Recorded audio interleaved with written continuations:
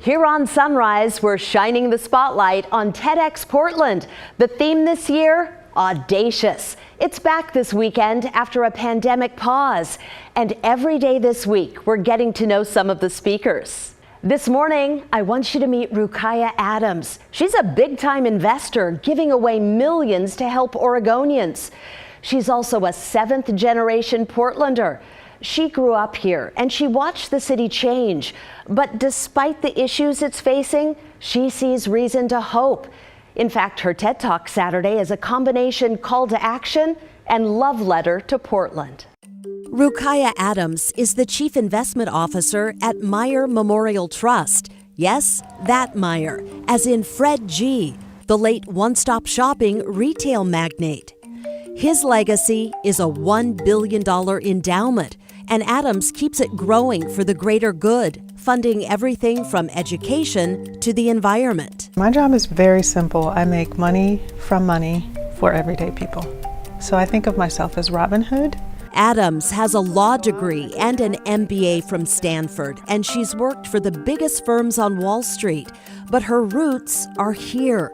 Her family has been in the Rose City for 7 generations, and that informs who she is and how she invests. I bring to it the feeling of being a girl growing up in public housing in Northeast Portland, right?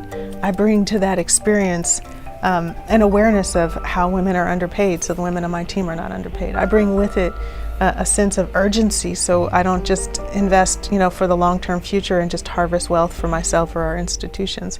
Adams is optimistic about Portland's possibilities, even as the city faces a crisis of crime and homelessness. She quotes MLK's famous line, "The arc of the moral universe is long, but it bends toward justice." She saw that in 2020. Watching people cross the Burnside Bridge and lie on the ground for the same period of time that it took George Floyd to die under the knee of a police officer, that was the city of Portland grabbing that moral arc and bending it our way. As a Black Portlander, I felt it deeply. I also think people see the disorder in the city and the protests as destroying property and disrupting our lives. They certainly did on the outside. But we haven't had enough time to express the deep fortitude and renewed commitment we have to this place as a result of it. She says that commitment could include more affordable housing, removing freeways that have torn apart communities of color, renaming streets, and rehabilitating rivers. Adams says great cities aren't made, they're remade by each new generation. And I think what we are coming to see as Portlanders is that we must remake this beautiful city.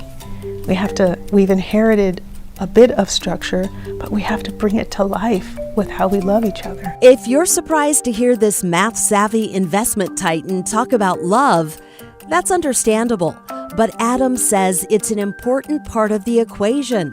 So as she steps onto the TEDx stage this weekend, she'll be holding 2 competing truths.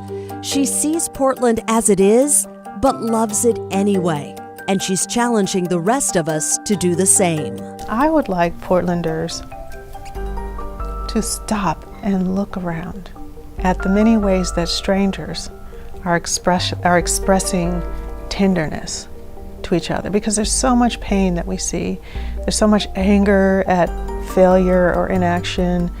There's rage at the way that some people in the community are treated. All of those emotions are on the surface. What I think we need to see more of is the tenderness and love expressed around us.